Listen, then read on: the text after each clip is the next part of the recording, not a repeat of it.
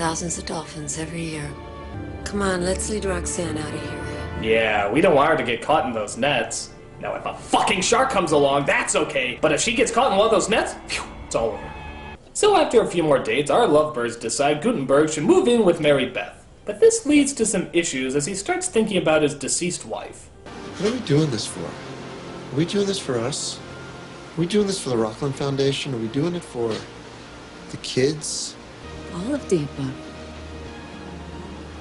I don't know. I think you missed a line. You're supposed to say I'm having second thoughts, she's supposed to say why, and then you say, okay, you don't know.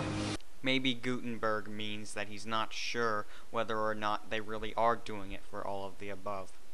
So, because Gutenberg doesn't know, he decides he wants to move away and take Zeus and Jordan with him. This leads to the most groundbreaking question that this movie, any movie has ever asked in the history of man. If a dog and a dolphin can get along, why can't our mom and his dad? Oh my God! It was so simple all this time! The dog and the dolphin. We must look to the dog and dolphin! Yes, quickly, give me everybody in the world! They all need to hear this! If a dog and a dolphin can get along, why can't our mom and his dad? So he's talking to some guy, and then out of the phone comes the "if a dog and a dolphin" line. Logically, he would have played like some sound speaker right next to the phone, and the sound speaker would say the line, right?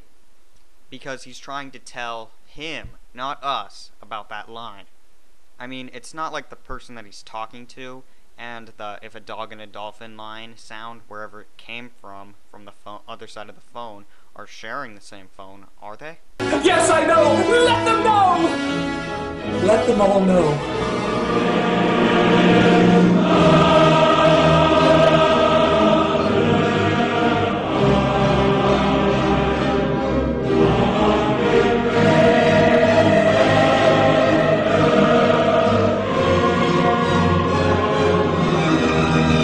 A dog and a dolphin.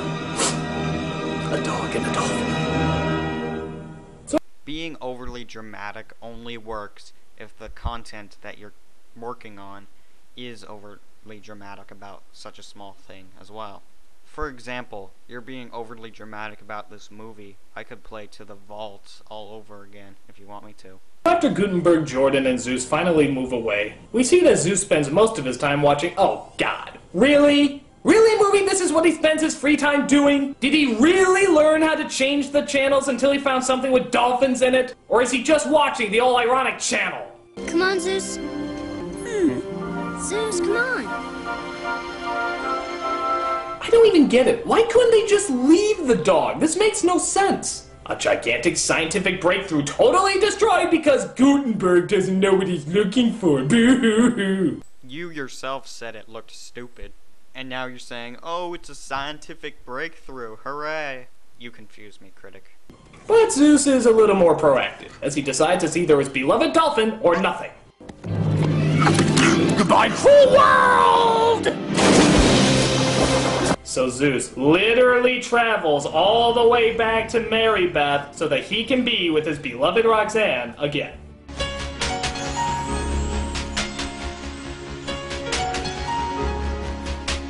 So the kids talk to each other and devise a trick to get Gutenberg and Mary Beth talking to each other again. But unfortunately, our villain finds the dog and captures him, hoping to use him to find and communicate with Roxanne. Right. No more Mr. Nice Guy. Not a bad plan to sabotage the competition, but I like his other one better.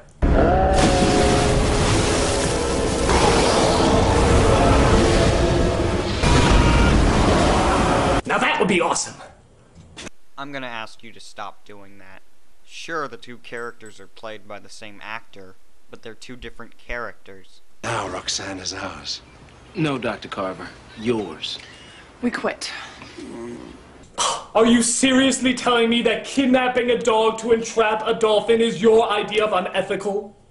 So Gutenberg and Jordan fly back to Key West as it turns out his son has some very choice words about the situation. Zeus is an extremely extreme dog. That he is. He's also in love. An extreme emotion. Why don't you try it sometime, Dad? Gutenberg, nothing! Kid that takes pictures of his dog dressed as a frog? What? So as the bad guy tries to lure Roxanne in, we find that Roxanne is one step ahead of their game.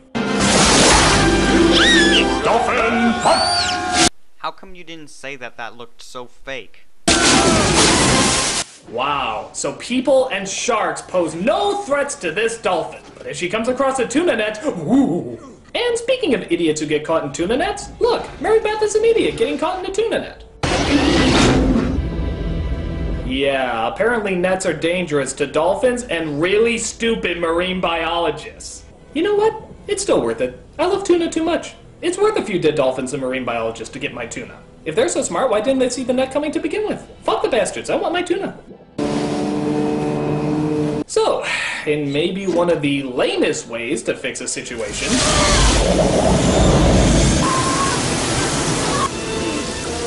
Damn, if I had installed that screen door like I originally wanted, none of this would have happened.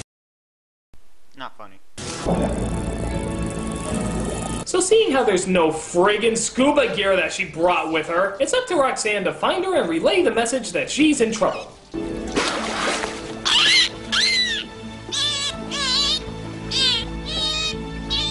Look, I think she's trying to tell us something! Lobster people are invading the forest with blenders?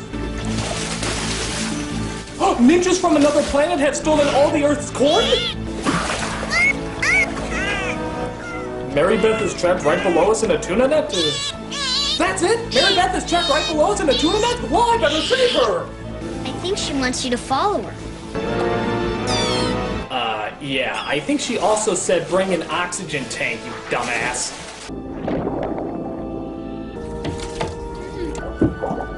Oh, hold on! I can't stay down here long because I didn't bring an oxygen tank! Give me a knife! Critic, he went up for a knife. Whoop! Gotta go up again! You know, maybe I could save precious time if I just put on one of those oxygen tanks. Or maybe even brought one down for you to breathe through. But what do I know? I'm Steve Gutenberg. Okay, now he went up for air. So he finally gets her out of the sub as the police drop by to see... What? Zeus has entrapped the bad guys in a net? Well, in all my years.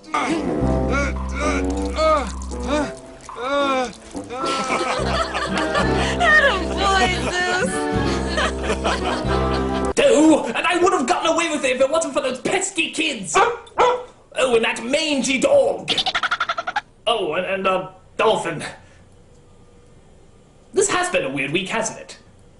So, of course, Gutenberg and Mary Beth decide to get back together and finally tie the knot. Wait! Sorry, they told me to bring this down here right away. Ah, the postman. Just like the old saying goes. Nor rain, nor snow, nor sleet, nor... wedding. It's the Grant! Mom? Oh, well, isn't this magical? I suppose only one other thing could possibly top off this day of whimsical delight. Of course! How else could this movie possibly end? There are rainbows sprinkled in syrup and unicorn farts that aren't as sappy as this fucking movie. This film is shit, plain and simple!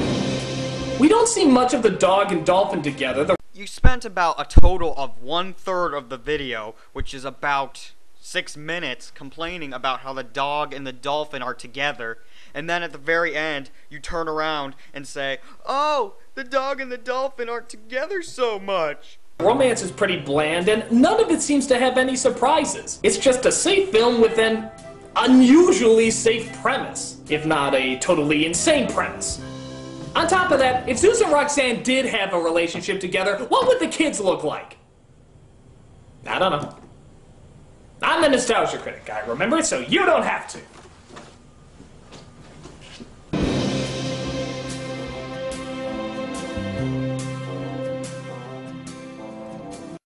Just like CGS-01's Shadow the Hedgehog review, this video completely smashed what credibility I had in you.